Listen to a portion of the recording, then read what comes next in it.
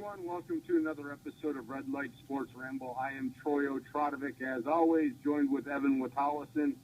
Evan, this is our traditional now Saturday, what we call Light Rant, where you are running red lights, I'm burning rubber at red lights, and we are just giving a passionate opinion about something, like you had once said, that just grinds your gears.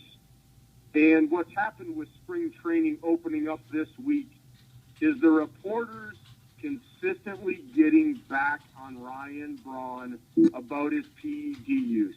And that's what we're going to touch on today, time permitting, maybe get into some ESPN stuff, what we don't like about that certain type of coverage, and so on. But before we get into that, Evan, it is a beautiful day in Pennsylvania.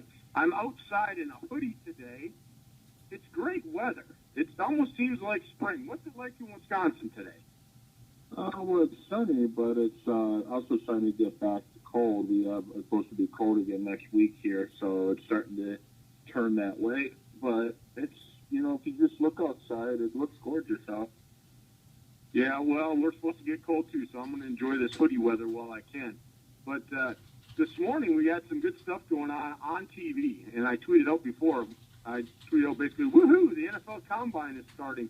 So I've been catching some of the Combine with the offensive lineman, Evan. I've been catching a little bit of the hockey game. What have you been up to this morning?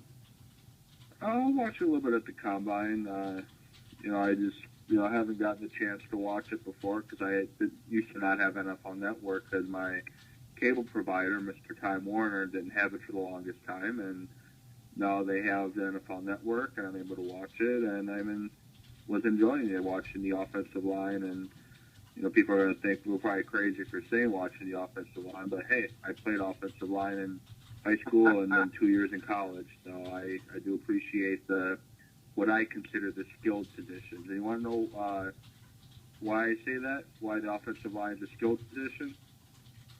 Why is that? Well, I was talking to a gentleman who's UW Parkside has a club football team, and I was talking to the gentleman, and he was saying it kind of, it's like, yeah, you're right. The offensive line and defensive line, they can pretty much play any other position on the field. They're not going to be very good at it, but they can play any other position on the field. But you can't take a quarterback or a running back and have them play line. That's just not going to happen. So I think, he had said that, and I got to thinking, I'm like, you know what, dude? You're absolutely right. The offensive line and defensive line could play any other position. So, but one offensive lineman that I do enjoy watching is Centrio Henderson. Dude is just huge. He is just huge. He's standing out over anybody. Yeah, like his limbs are super long. He's a mammoth of a man. But, you bring that up, and I had told you, and listeners that listen to the show all the time, the loyal listeners know, they probably heard me say last year I had the opportunity to actually go to the Combine and watch today the offensive linemen and the tight ends. And it's a great experience. And I'll tell you what, you're absolutely right. Those offensive linemen are athletic. You got offensive linemen running 4.6, 4.7. I mean, the days of just being, and to go back, the days of just being, hey, you're the big kid, so you're going to play on the offensive line. That isn't so much anymore. These guys are athletic, so it is fun to watch them run, do the skills test, and these agility drills they put them through. You've got to be quick on your feet to be able to handle those drills and handle playing offensive line. So I'm enjoying watching it too, along with USA Hockey, and it's going to be tough to win the bronze now. You and I had said that whoever lost between USA and Canada would pretty much be the bronze medal person. But I'll tell you what, Finland's really playing some good hockey right now, Evan. It might be tough for the USA to even get a medal. So we'll see what happens in that game. I haven't watched it since we got on the show, the pre-show, so I'm not sure what the score update is now.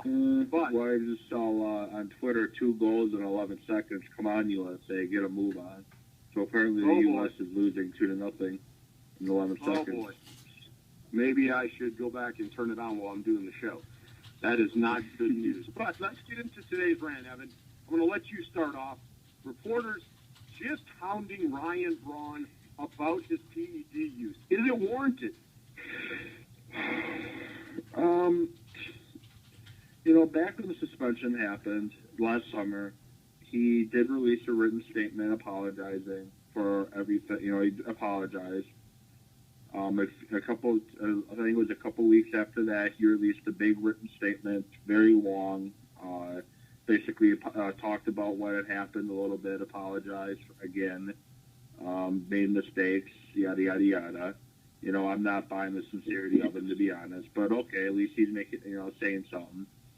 Then he talks to the media because that wasn't enough, so he talks to the media right before Thanksgiving at the Second Harvest Food Bank brewer donation that they're doing at Miller Park.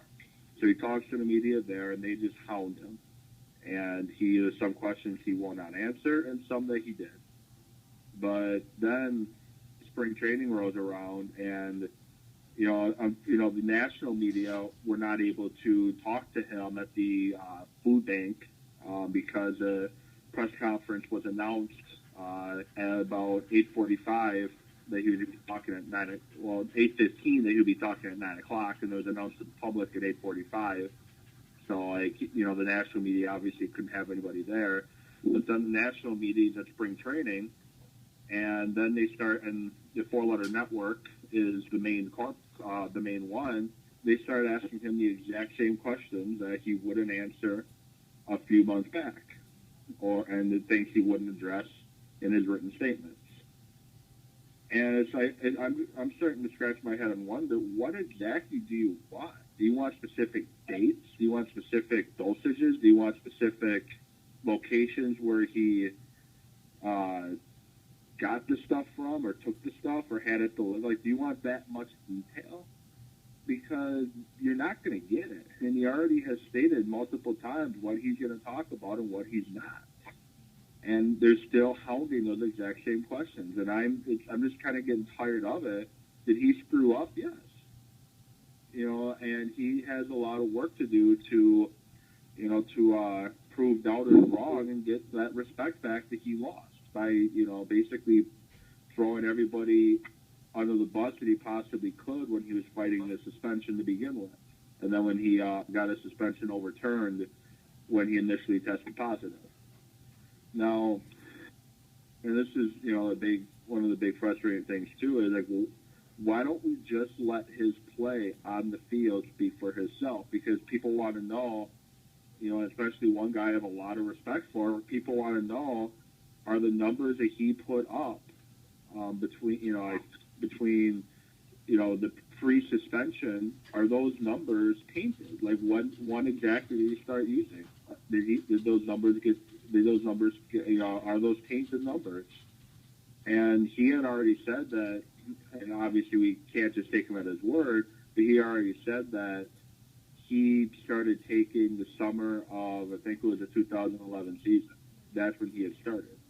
But they still want to know, how far back does it go? How far back does it go? Why don't we just let his play on the field tell us what we want to know? If he comes out on the field and he's the Ryan Braun that we've seen in the past number of years, bashing home runs, high batting averages, lots of doubles, lots of RBIs, if we see that Ryan Braun, then obviously the numbers weren't inflated. Now, if we see a slight drop-off, obviously you can't really say that. But if we see a significant drop-off in production, like a big drop-off in production, then obviously we know that he may have started taking prior to when he said. But that's just where I'm at. Why don't we just let the play on the field show us what we want to know, because we're not going to get anything more out of him. So why badger him with the same questions over and over again? I'm just getting fed up with it. Well, I think what's happening here, Evan, is somebody is trying to get him to crack. And I am with you. He went through, and now, again, too, I am not by any means condoning what Ryan Braun has done.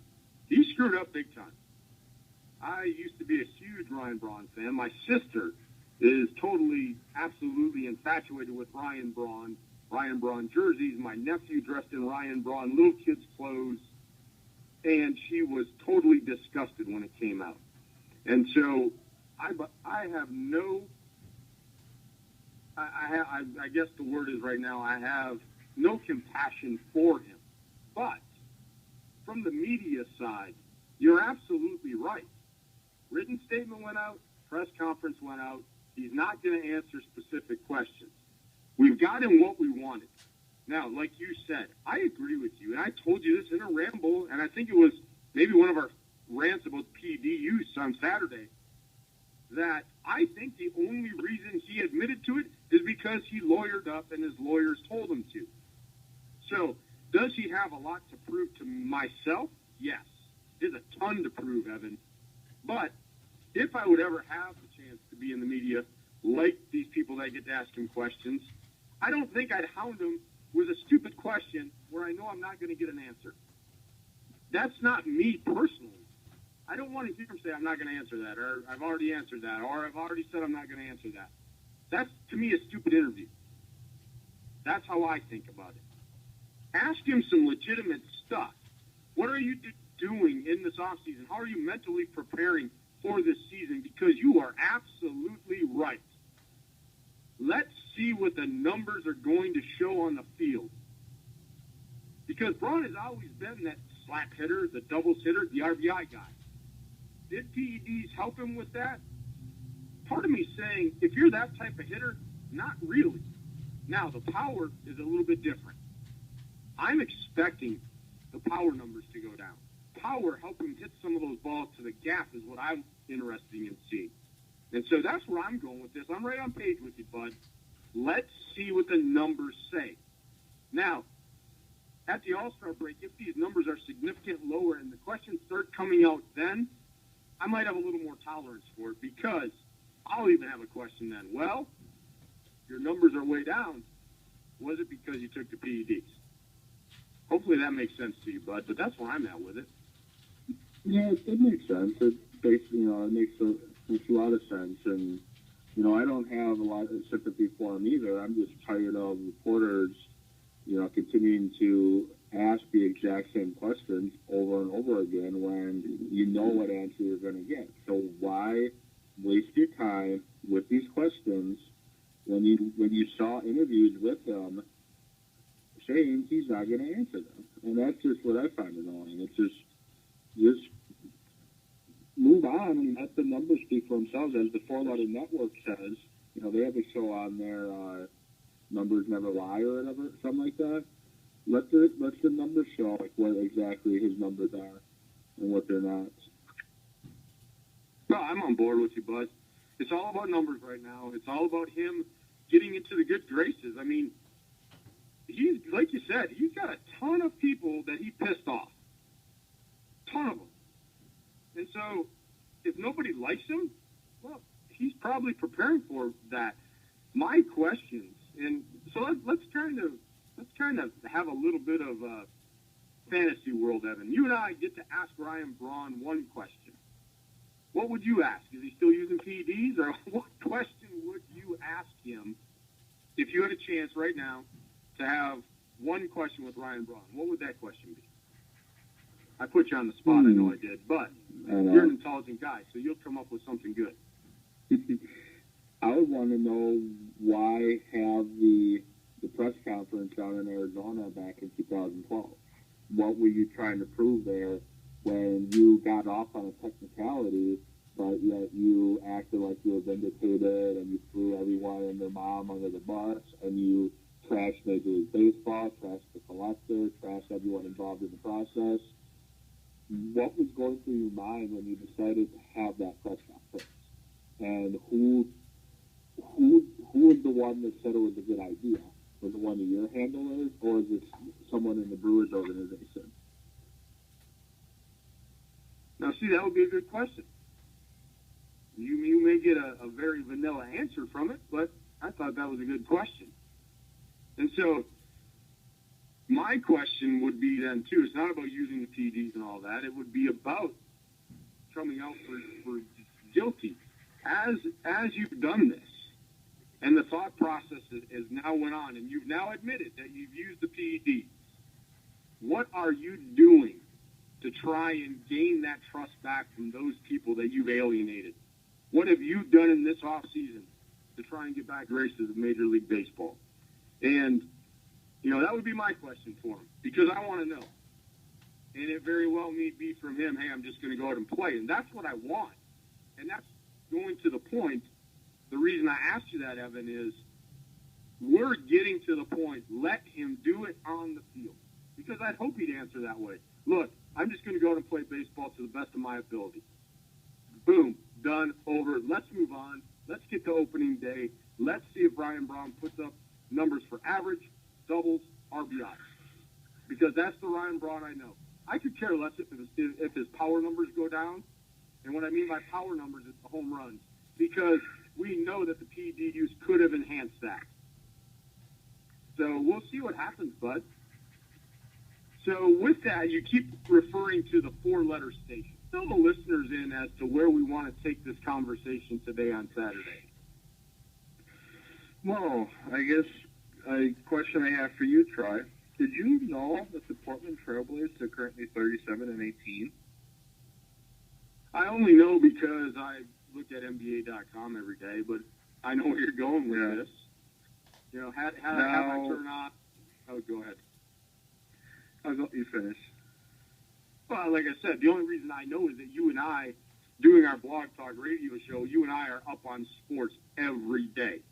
And we pretty much know what's going on in every league across the country. You know, it's our nature. Even if we didn't do the show, you and I would be in tune because you and I go out and search for it. But I know what you're going with this. If you would ask my brother that question, he would have no clue. He would have no clue that Portland's having a great year, that Portland's even ready to make a run in the West. He'd have no clue. And so, with that said, why do we think that is, Evan? Well, the other thing I wanted to say, too, before I get to why that is did you know that the Phoenix Suns and the Toronto Raptors are making a big push for the NBA playoffs as well? And you look at it, you turn on ESPN, what are they, and this is why, irritates me with NBA coverage and, the sports coverage in general. You turn them on, they're mostly talking about, Miami Heat, LeBron James, Dwayne Wade, and that's the majority of their coverage. And it's like, okay, but what about the Indiana Pacers? What about Oklahoma City? What about San Antonio? What about Portland? And then you go to baseball, it's always Yankees, Red Sox, Yankees, Red Sox, Yankees, Red Sox. But what about the San Francisco Giants? Even though the Dodgers are a big market, what about the LA Dodgers? What about the Texas Rangers? What about the Seattle Mariners? They made a lot of big moves this offseason trying to make the playoffs. Where is all the coverage on those guys? And it's, the route I'm going with this is that you look at ESPN where they're headquartered in Bristol, Connecticut. I see a lot of, East Coast bias is what it's called in their coverage and in what they try to put out there. And it's just, okay, I get it. There's a lot of Yankee and a lot of Heat and a lot of Red Sox fans out there. But what about everybody else? What about the Brewer fans? What about the Seattle Seahawks fans? Because before they, got to that Super Bowl, there was not a lot of coverage on ESPN about the Seahawks. And I just find that very irritating is that they tend to stick to their big guys that they want to talk about. And I get what you talk about what the fans want to see. But I've seen more and more fans complaining about their coverage than I ever remember. And if you're truly trying to give the fans what they want to see, then why not give them some of the coverage of the small, quote-unquote, smaller teams or the teams from the West Coast? Because a lot of fans are wanting to see that nowadays. And unfortunately, NBC Sports Network, CBS Sports Network, Fox Sports 1, they haven't really lived up to the hype that they put out there. So you don't even get good coverage on those networks either. So that's just kind of my gripe with the big national media, mainly the four-letter networks. Yeah, and I kind of agree with you in the sense that it's all about big names. I can't tell you the last time that I actually just turned on ESPN to watch ESPN Sports Center. I used to love Sports Center, but probably because I'm aging myself, and that was really the only true network to watch for a full sports coverage. What I'm seeing now with all these big, CBS Sports, Fox Sports 1, ESPN, you're absolutely right. It's about the big-time players and the big-time markets because that's where they think they're going to get the viewership from. Now, again, I have a marketing degree, Evan, but I'm not in the marketing department of these companies trying to say this is how you get a market. When I look at myself as a sports fan, I want to hear about the relevant stories, no matter if it is, for example, the Atlanta Braves or if it's the Minnesota Twins. Because the only time the Twins are getting on SportsCenter is if they play a major market or something, they're having a miraculous run. And even for the Brewers. I mean, well, the Brewers are there now because of the Ryan Braun thing. But I think you know where I'm going with that. If somebody has had a great year, and we'll use basketball, Toronto, first place in their division. The normal sports fan who doesn't watch the NBA every day or follow sports every day probably didn't even know Toronto had a team if they watch ESPN. But now, are those people watching ESPN? I mean, that's the other question we have to ask ourselves. So I got to give them a little bit of that to a sports fan who watches ESPN and wants to get the latest updates. They're not going to be going in talking about how great Toronto is because they're not covered more than a score and what their record is. And so I would like to see the relevant stories, no matter how big the names, how big the market. But I'm with you because I don't even watch ESPN anymore, Evan. Very rare do I turn it on. I'm more going to the specialized channels now. The NFL networks, NBA, MLB network. I'm going there to watch those things that a little more in-depth, a little more relevant stories, not this whole grab bag of things. And so I watched Fox Sports Live a few times. I watched CBS Sports Network a few times. But to me, it's the same concept as ESPN. So therefore, I'm usually turned in on DirecTV. It's 212 NFL Network. And then right up at 213 is MLB Network. And so I just flip back and forth on the commercials. That's where I'm at, bud. But I agree with you. It's a lot of big-time names that are getting the coverage over and over, and I understand it. You know, those are the players that put butts in the seats. They sell tickets. They sell memorabilia. You know, because if you look at it, you're going to buy a LeBron James jersey or a Toronto Raptors jersey. You're going to buy the LeBron James jersey. I understand the marketing concept. So, I don't know, Evan, maybe you and I should come up with some kind of TV format that does this. There we go. I don't know. There we go. Yeah, so if anybody's listening wants to get go ahead. Oh, you finish. I'm switching gears. You finish. No, I was just being a smarty. You know, saying if anybody's listening that wants to invest in a TV station where Evan and I can just cover relevant sports topics every day, no matter what size the market, look us up. We'll go do it. And we come at a pretty good cost. So let's move on. We have about 6 minutes left, and I don't know if you've ever seen it, Troy, but there's a Twitter account that I follow that is just hard not to crack up on. It's @JS Comments. These are actual comments from the Milwaukee Journal set in the website, and they are not affiliated at all with the Journal set. These are just some of the best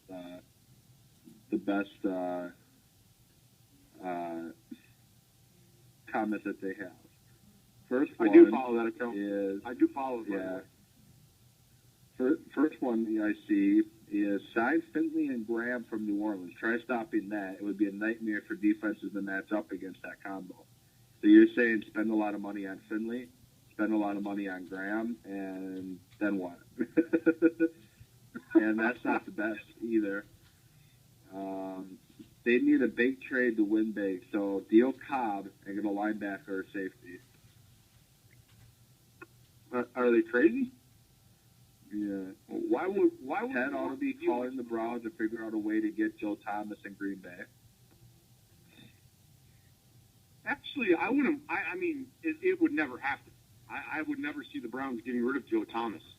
But to be honest, I'd love to have Thomas in Green Bay. I mean, there's nothing wrong with thinking that, but there's no way it's happening. But, and I would love to see him in Green Bay too. But as he said, the Browns are not going to give him up. That's they're trying to build around him pretty much. And here's the one that takes the cake. the best comments that I've seen on there from February 18th, I could see a big year out of Lyle Overbay. Might be a sleeper all-star candidate. I almost got a choke right there, Evan. I'm speechless. Yeah. Lyle Overbay, all-star, sleeper. Overbay has to fight to make the team first. Then when he does, he'll be nothing more than a platoon player. So unless Overbay got into Braun's excess supply of the PEDs, and I shouldn't say that, but Overbay is Overbay, right? He knows what he is. He's a role player. That's all Lyle Overbay will ever be. Will he have streaks where he looks really good? Yeah. But he's not a full-time 162-game starter. No. Not at all. that must have been a friend of Lyle Overbay. Yeah, apparently. Now, just up, I know you have a big announcement for a guest. I got a big announcement for a guest. Start with mine on Tuesday.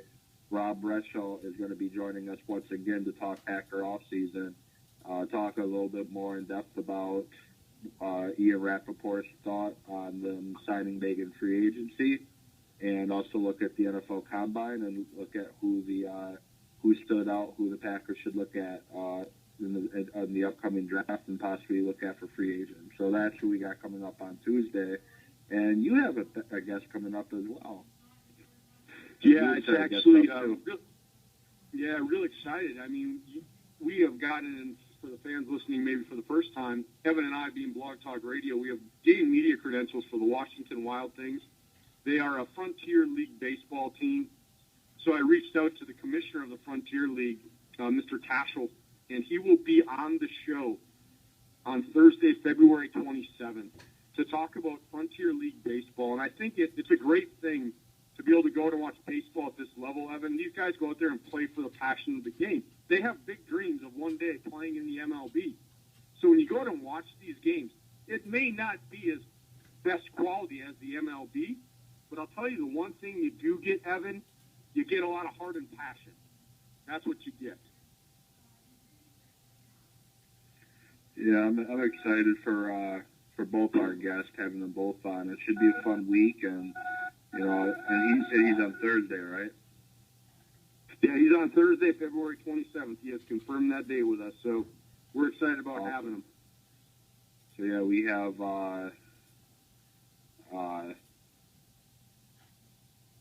our usual Twitter talk on Wednesday, and they're lining up for Monday and Friday, but we do have two big guests, and as we're talking with Rob, I'll be probably on my way to Madison for the Wisconsin-Indiana game, and that's a big weekend Wisconsin's having too. They got Iowa today on the road. If they can beat Iowa, they can move up closer to trying to win the Big Ten title, and they got a revenge game against Indiana on Tuesday. So it's about a minute left. Do you have any final words, Troy?